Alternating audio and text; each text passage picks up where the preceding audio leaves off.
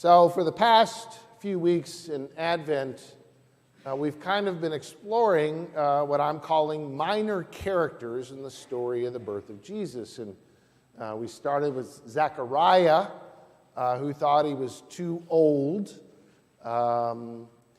for a miracle to happen through him and his wife. And we talked about Elizabeth, who expressed joy and embodied joy at the possibility of the birth of Jesus.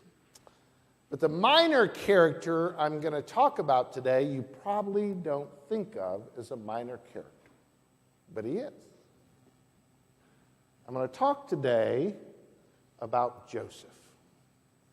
Now, most of us probably think, obviously, Joseph's a major character in the nativity scene. After all, if we go home to our manger scenes, there's Joseph front and center right there.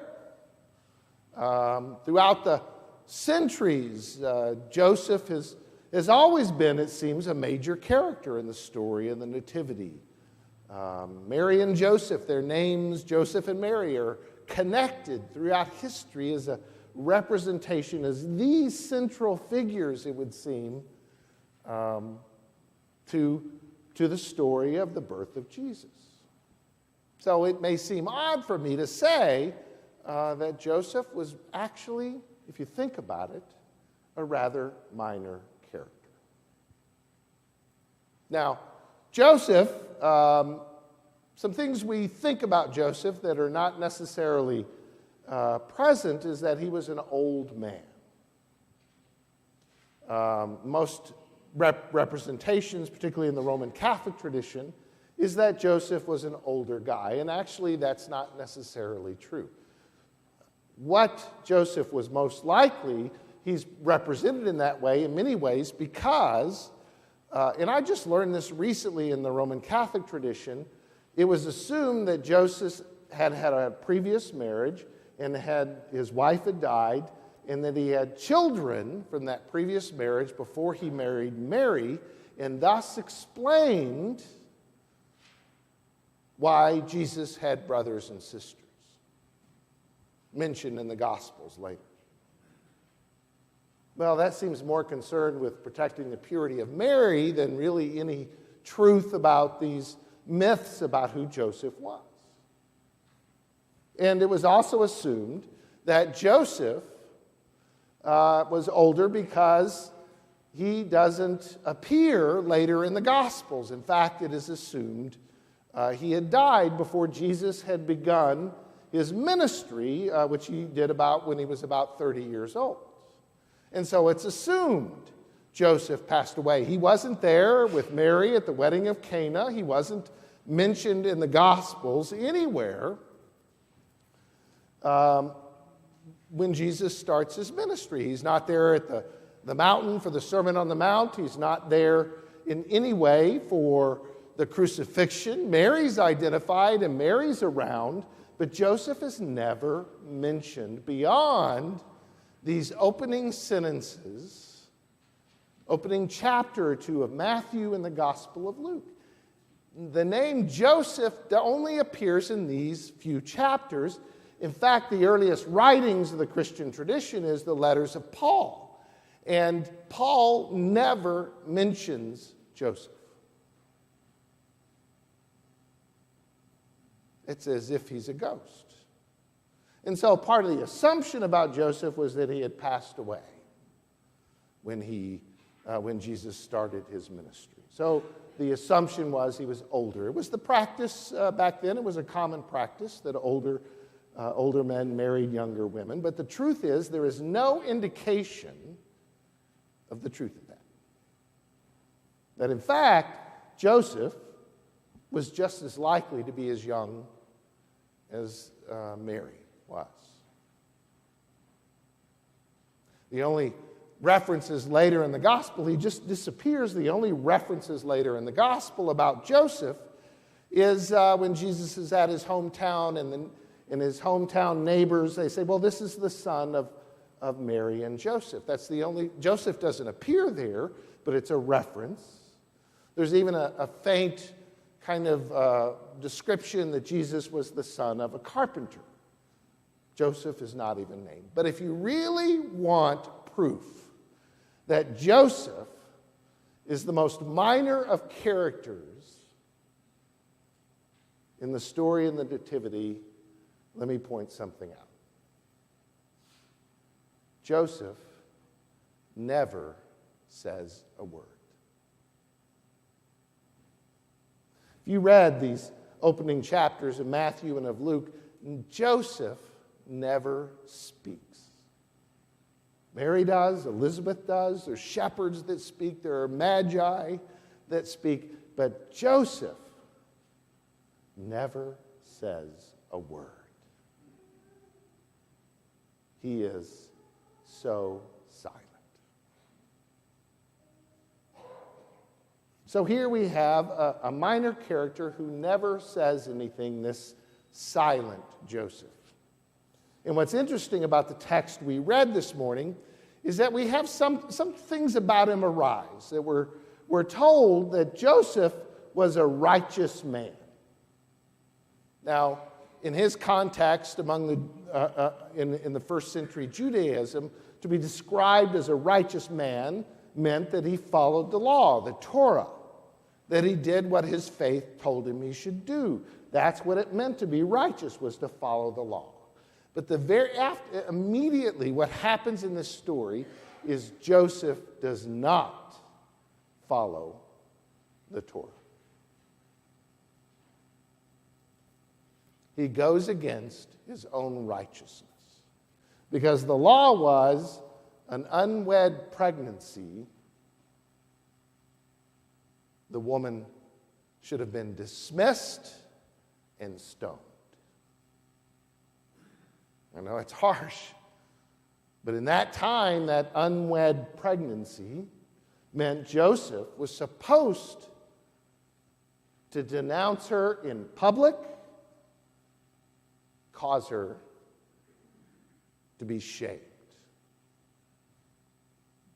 And what's interesting about this is he goes against the very Torah that supposedly defines his life, that in fact, he expresses a kind of grace just by the simple fact that he was willing to dismiss her quietly. And what's interesting is if you really look at the text, at the words, he's pondering with this, he's wrestling with this. His soul is torn about what to do, even though I kind of imagine what would it have been like for Joseph, for Mary to come to him and say, I'm pregnant. And then to claim, I'm pregnant by a God's miracle. In the incredulity of that, to imagine that would happen, the feeling of personal betrayal he must have had. And yet, he extended to her not condemnation and judgment, but a kind of grace. It's interesting. Because as he's wrestling with that reality, because the truth is he would be as shamed as she would. He didn't shame her in public. And in part, he would be as shamed as she would be. But what happens is he's wrestling with that. The text says he was thinking about this. He was pondering it. He was struggling with this reality, this sense, and he has this dream. And in this dream, an angel comes to him and says, don't be afraid. Don't be afraid. You can marry Mary. And so, odd, uncertain way, he somehow embraces the miracle. Somehow he discerns God's Spirit enough, somehow he recognizes there's something miraculous happening here, and he is not afraid. And he marries Mary, the unwed woman.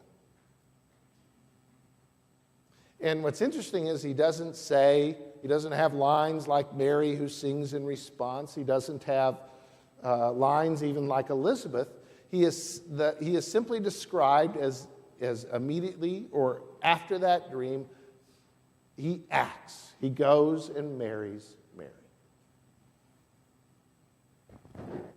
So for Joseph, what's interesting about Joseph, at least as he's portrayed in this story, is he's not one who talks about faith. He's one who steps out in faith and not fear. And so how we can describe Joseph in many ways is here is a person who operates not out of judgment, but out of grace, this silent Joseph. Someone who's willing and able to embrace a mystery that's probably an impossible dream for him to imagine, yet someone who acts in faith and does so. And someone who doesn't talk his faith, but acts upon it. And the truth is, as I reflect on this, what Joseph can represent, as minor a character in this story as it is, what strikes me is that we as followers of Jesus, as Christians, could learn a lot from Joseph, if you think about it. What often passes for Christianity these days is a voice, a very loud voice full of judgment, a very loud voice judging, condemning others, a very loud voice, moralistic, demanding, shaming, not like the silent Joseph. And we also could learn from Joseph this capacity to live not in fear, but imagine that God's Spirit can do the miraculous around us. Because Christianity, our faith, our churches often live out of fear and not out of the sacred imagination to see a different kind of world. And we as a church, Christianity itself can be a lot more about action than it is about words, loud words. Years ago, I served as an associate pastor for a church in Stillwater, Oklahoma, and was discerning that I needed to seek a new call as a solo pastor after having served as an associate pastor for a while. And with a new wife and a young son, I was kind of looking for and trying to identify where my next call would be. So particularly someone connected me to this really small church in a town called Owasso, Oklahoma. Owasso is a small town north of Tulsa, Oklahoma. And I had never really heard about it, nor had I heard about this church. It was a rather small church that actually had been struggling. They had to get funding from the national church in order to try and see if they could make a go of it, paying for a pastor for a few years. So I wasn't quite sure if I was up to that challenge or if that was the place where God might be calling me. And so I was interested in the church, and I was interested in the place in which it was. Now, part of the reality was Owasso, Oklahoma. If you've not lived in Oklahoma, it's kind of the toggle on the Bible Belt. And it's a rather conservative community. In fact, after I was pastor there for about a week or so, I met with a city manager in Owasso. He was meeting with the other pastors and bragged, here in Owasso we have 42 churches and one bar. I kind of joked. I said, well, could we trade in one of the churches for another bar? And he didn't laugh. I knew I was in trouble. Very conservative, very evangelical. This small Presbyterian church was considered like long-haired liberals in this town. It was an interesting situation. But what attracted me to this church, what really pulled my heart to them, was that they hosted what was called the Margaret Hudson Program, which is a program that helps unwed teenagers, pregnant teenagers, finish their high school. This small church, this small congregation, who hosted when no other church in the community wanted, as the superintendent told me, those kinds of girls in their church. And I thought, what a fearless faith, what courage. They had no voice in that community. They chose to be about grace more than condemnation. And they showed faith not by the words they spoke, but by the ministry they did. And I remember thinking to myself, those are the kind of people I want to hang out with, right? That's the kind of people we're supposed to be, those silent Josephs in the world. More about grace than condemnation, much more about a sacred imagination that can imagine the miraculous rather than the mundane. People who live not by words, but by actions. We should follow silent Joseph. To God be the glory this day and forevermore. Amen.